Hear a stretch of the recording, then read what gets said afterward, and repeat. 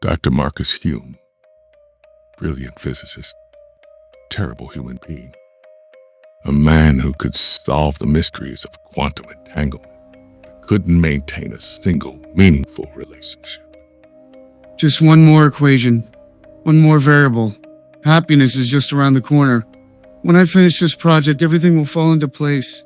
Every achievement became another hollow victory, each relationship a casualty of his endless pursuit. Marcus didn't realize he was trapped in the very illusion that has ensnared humanity for centuries. Not now, Mom. I'm busy finding happiness, not now. It works. The temporal displacement field actually works. After years of research, Marcus had built something extraordinary, a time machine. Not to get rich or change history, but to answer a question that haunted him. If the greatest minds in history couldn't find lasting happiness, maybe happiness isn't what we should be seeking at all. August 20th, 1900. Basel, Switzerland. If anyone could tell him the truth about human existence, it would be the philosopher whose work had both fascinated and confused him since college, Friedrich Nietzsche.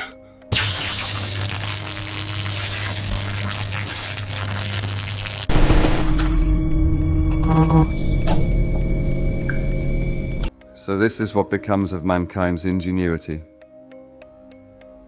Impressive, if somewhat gaudy. It worked. Professor Nietzsche, I've brought you to the year 2025. What followed was not what Marcus expected. No pleasantries, no awe at modern technology. Instead, Nietzsche had one immediate observation. So this is the future. How predictably disappointing.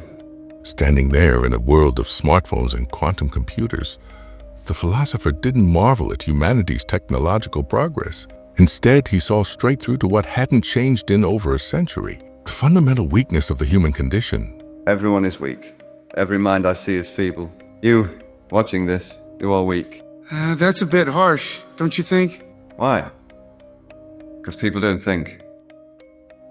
People believe thinking is painful, so they avoid it. Most have no identity of their own, no thought process of their own, no self of their own, no ideas of their own.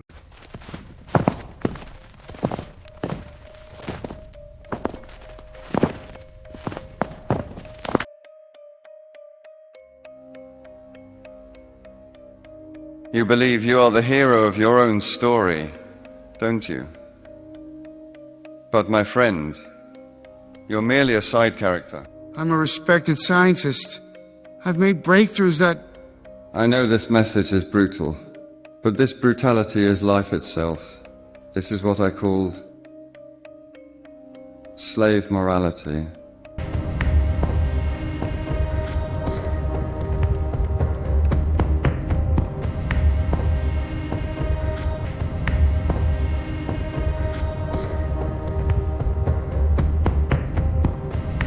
Your brain has been rewired for society's approval. Your mind has been conditioned to flee from real truth. Everyone runs from authentic truth, desperate to cling to comfortable lies. I'm a scientist, I seek truth. Always remember this. The man who obeys blindly is not noble. He is merely scared. Nietzsche's words cut deep. For all his scientific pursuit of objective truth, Marcus had never truly questioned the foundational assumptions governing his life. If your ideas don't make people uncomfortable, if your ideas don't force you to think hard, they don't make people feel uneasy, then you are not thinking, my friend. You have become a zombie. Your mind is shut down. As Marcus stares at his phone, the flood of notifications flashes before his eyes, each ping another reminder of the mindless distraction that has consumed society. These alerts, once meant to inform, now merely feed the addiction to instant validation, drowning out the real truths that matter. The most powerful force, real superpower, is mental cruelty. Being cruel to your own mind, and not the world. Cruel, that sounds unhealthy. My philosophy states that we can conquer anything. We can do whatever we want, and we should. It's essential to conquer our own nonsense. The chatter around us, the filth around us. It must be confronted.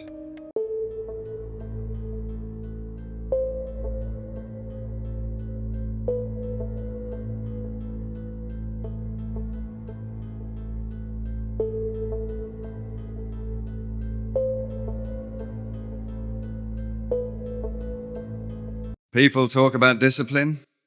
Through discipline, we'll control our minds. How cute. I have sympathy for you, but try it and see.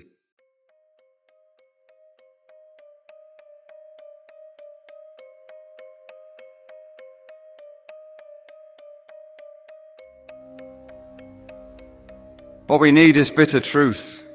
The real truth. Truth as bitter as it can possibly be. You are lazy. Why? Because you want to lie around and expect life to improve on its own. Everything will fall into place. You sit, you wait, whatever happens, happens. You think you're entitled, isn't it? I work 80-hour weeks. Working hard at the wrong things is still laziness of the mind. You might be a student in school, in college, wanting to curse me. But friend, when you step into the world, when you spread your wings, there are people waiting to clip them. As they moved through the modern world, Nietzsche's assessment grew more pointed. We have become very soft. Weak, my friend. The smallest things hurt your feelings. How could they say that? How could that happen? And the real reason most people treat their brains like a showroom. Just for display, never used properly. 48 hours with Nietzsche had accomplished what years of therapy couldn't. Marcus had called his mother, powered off his devices, and behind his eyes, where emptiness once dwelled, now burned something dangerous: authenticity. Treat your mind like a gym. Confront your flaws. Confront your frustrations. All my life, I've been running from pain. Sometimes you feel like grabbing someone, hitting them, lashing out. No, channel that frustration correctly. Conquer your internal flaws. When you conquer the flaws within, you'll see the world respect you naturally.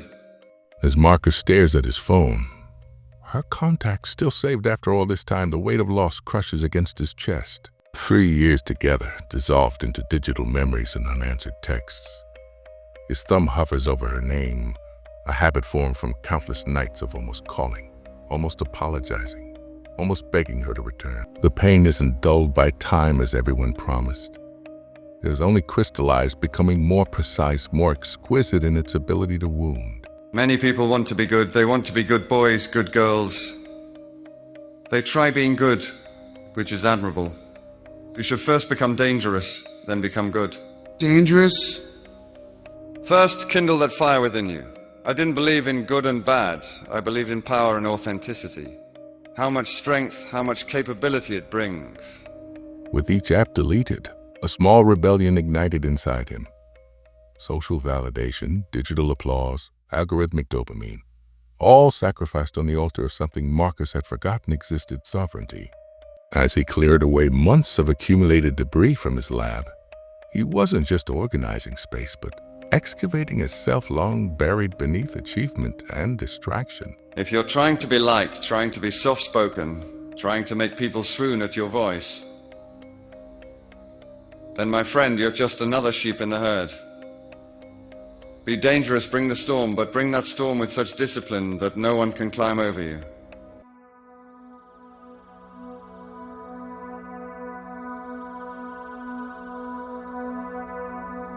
Become the kind of person that makes others think twice before lying to you. The kind who will expose falsehoods mercilessly. Use your pain as a portal. Use your suffering. I had migraines, illnesses, failed love, isolation, but I didn't sit down and cry. Transform pain into fire. We run from pain. We panic, so we quickly say sorry, quickly forgive, quickly lower our heads, because we're afraid of pain. Read that pain. You read philosophy, watch videos, read books, read your own pain. Speak to it. What Marcus began to understand was revolutionary. Suffering wasn't something to avoid, but to transform. Suffering is the only tool you can use to create something better in your life. When you look back, you won't believe how your life changed. Heartbreak, failure, exam failures, abandonment. It's all humiliation, embarrassment. Turn it into fuel. Turn it into business, into books, into content, into anything.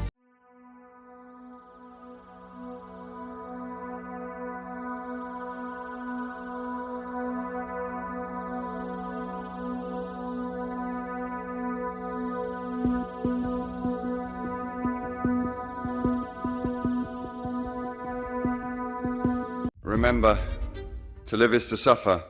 To survive is to find meaning in the suffering. So I wasn't nihilistic enough? I wasn't a nihilist. I offered the solution to suffering. One last thing. You are not meant to be happy. No one ever said you're here to be happy, to seek pleasures. Nature never promised peace. Nature promised power. When you become powerful, peace comes on its own.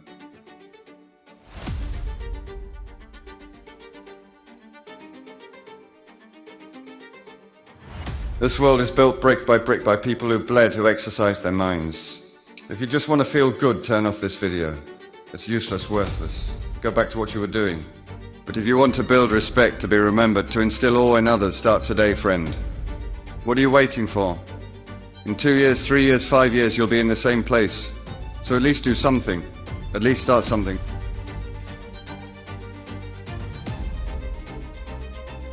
You don't need motivation, you need fire. You don't need followers, you need war. You don't need peace, you need a sharp mind. A mind so sharp the world backs away in awe.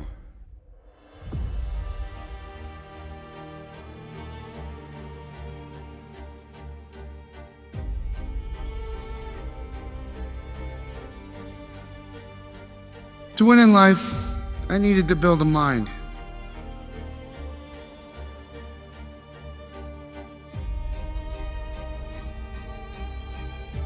A mind so strong it scares people. If you want to genuinely repair your troubled life, the journey has just begun.